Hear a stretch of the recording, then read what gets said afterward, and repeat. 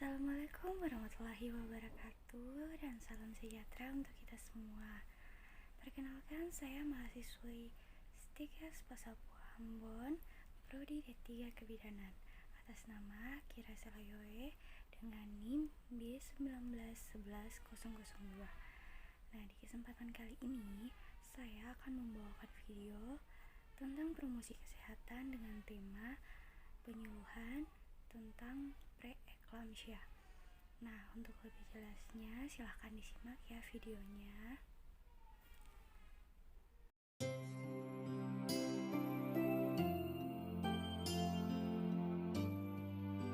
Langsung saja kita ke materinya, yaitu preeklamsia. Nah, apa itu preeklamsia? Preeklamsia adalah hipertensi atau naiknya tekanan darah yang terjadi akibat kehamilan sebelum atau setelah umur kehamilan 20 minggu, dan bisa juga terjadi setelah persalinan. Nah, hipertensi pada preeklamsia ini disertai dengan proteinuria atau terdapatnya protein pada urin, dan juga adanya odema atau pembengkakan baik pada wajah maupun pada kaki. Terkadang pada penderita preeklamsia itu ada salah satu, misalnya terjadinya proteinuria saja atau odema. Namun ada juga yang terjadi dua-dua pada penderita tersebut. Pasti banyak yang bertanya, apa saja penyebab terjadinya preeklamsia? Nah, preeklamsia sendiri terjadi karena beberapa faktor, yaitu yang pertama paritas atau ibu dengan primigravida. Nah, primigravida ini merupakan ibu yang hamil untuk pertama kalinya, dalam artian ibu ini belum pernah hamil. Nah, yang kedua yaitu ibu dengan kehamilan bayi kembar. Yang ketiga, riwayat penyakit yang diderita. Nah, riwayat penyakit yang diderita ini bisa terdiri dari misalnya diabetes, gangguan ginjal, bahkan hipertensi. Nah, ini juga merupakan salah satu penyebab terjadinya preeklamsia. Nah, yang keempat yaitu umur, di mana kehamilan dari seorang ibu itu pada usia atau umur yang sangat muda, yaitu di bawah 20 tahun, atau pada kehamilan yang tergolong usia tua, yaitu 35 tahun ke atas. Nah, itu juga dapat menjadi penyebab terjadinya preeklamsia ini. Nah, yang kelima yaitu riwayat kesehatan ibu.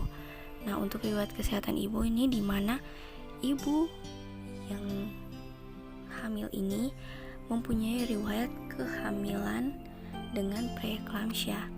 Nah, jika ibu memiliki riwayat kehamilan dengan preeklamsia, dapat juga memungkinkan terjadi preeklamsia pada kehamilan yang berikutnya. Nah, itu merupakan penyebab terjadinya preeklamsia. Selanjutnya yaitu penggolongan dan gejala preeklamsia. Nah, preeklamsia ini sendiri terbagi dari dua, yaitu preeklamsia yang tergolong ringan dan preeklamsia berat. Nah, di mana preeklamsia ringan ini mempunyai gejala antara lain yang pertama, kenaikan tekanan darah di atas 140/90 dan di bawah 160/110. Gejala yang berikut yaitu pada pemeriksaan tes celup urin dengan proteinuria menunjukkan di atas 300 mg atau miligram per 24 jam atau +1. Yang ketiga yaitu kenaikan berat badan 1 kilo dalam seminggu. Dan yang keempat yaitu bengkak pada wajah dan tukai. Nah, dapat dilihat di situ sudah terdapat gambaran tentang apa saja dan bagaimana terjadinya gejala-gejala preeklamsia ringan ini. Selanjutnya yaitu preeklamsia berat. Nah, untuk preeklamsia berat ini terdiri dari beberapa gejala, yaitu yang pertama, tekanan darah di atas 160/110 mmHg pada usia kehamilan di atas 20 minggu. Dan yang kedua, proteinuria di atas 5 gram per 24 jam atau tes celup urin di atas 2 plus atau 2 positif. Nah, yang ketiga yaitu produksi urin kurang dari 400 sampai 50 ml per 24 jam dan kenaikan kreatinin serum. Yang keempat, odema paru dan sianosis. Yang kelima, nyeri perut. Keenam, perubahan kesadaran, sakit kepala, skota mata, dan pandangan kabur. Nah, yang ketujuh yaitu mual muntah. Yang kedelapan, penurunan produksi kencing. 9, terdapat darah dalam kencing. Ini kadang terdapat darah, bercak darah, namun kadang juga tidak. Nah, yang berikut yaitu yang 10, trombositopenia berat atau kurang dari 100.000 sel atau penurunan trombosit dengan cepat. Yang ke-11, pertumbuhan janin intrauterin yang terlambat. Dalam artian janin bertumbuh dengan lambat. Yang ke-12 yaitu terjadinya eklamsia atau kejang-kejang pada preeklamsia yang disertai koma. Nah, itu dia gejala pada preeklamsia berat. Nah, jadi kalau sudah sampai preeklamsia berat ini, untuk gejalanya sangat-sangat, kalau mau dibilang sangat bahaya dan sangat mengerikan. Nah, itu dia penggolongan dan gejala preeklamsia, yaitu komplikasi apa saja yang dapat ditimbulkan akibat preeklamsia ini sendiri. Nah, untuk komplikasi akibat preeklamsia ini ada beberapa, yaitu antara lain solusio plasenta, kelainan mata, kelainan ginjal, nekrosis hati, hipofibrinogenemia, edema paru-paru, prematuritas, dimaturitas, dan kematian janin intrauteri, serta pendarahan otak yang dapat menyebabkan kematian maternatal. Nah, jadi untuk komplikasi akibat preeklamsia ini sangat berbahaya dan sangat tergolong fatal, baik untuk janin maupun untuk ibu.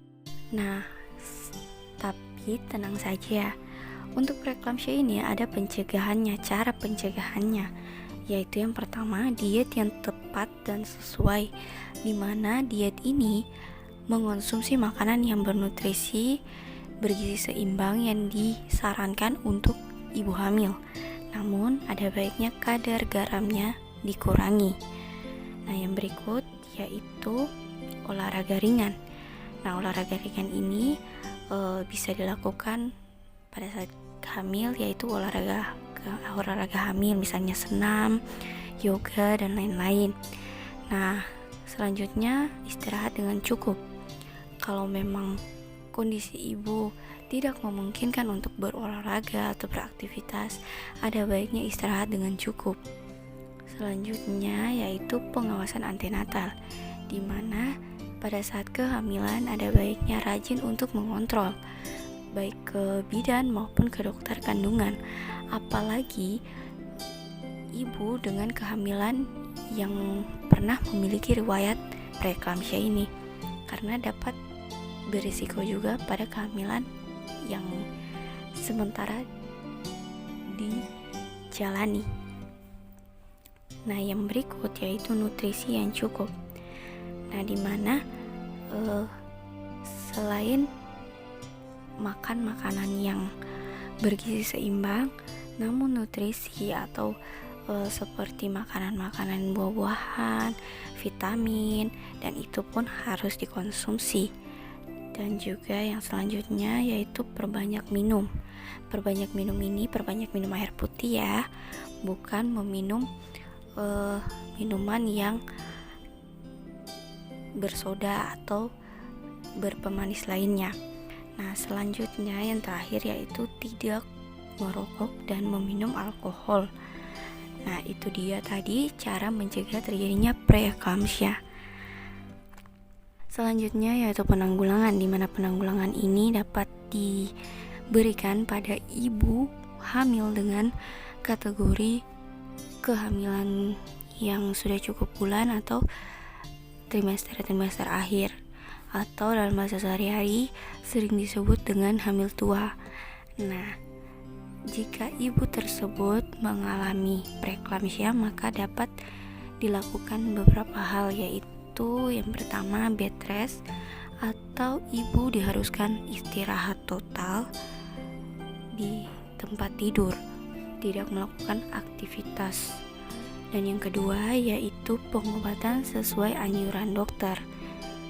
Yang ketiga, melahirkan, di mana ibu diharuskan dokter melihat kondisi ibu bagaimana, dan ibu akan disarankan untuk melahirkan, dalam artian bisa dilakukan secara sesar,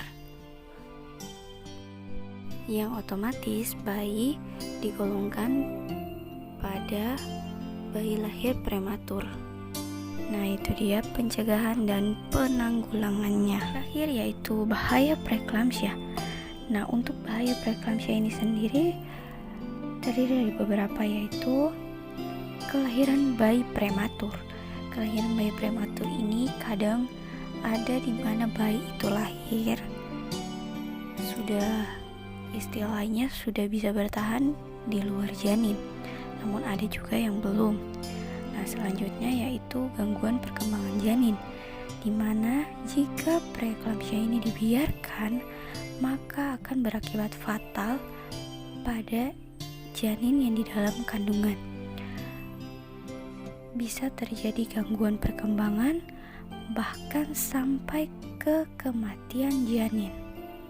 Nah, selanjutnya yaitu gangguan ginjal pada ibu, dan juga dapat menyebabkan kematian pada ibu tersendiri.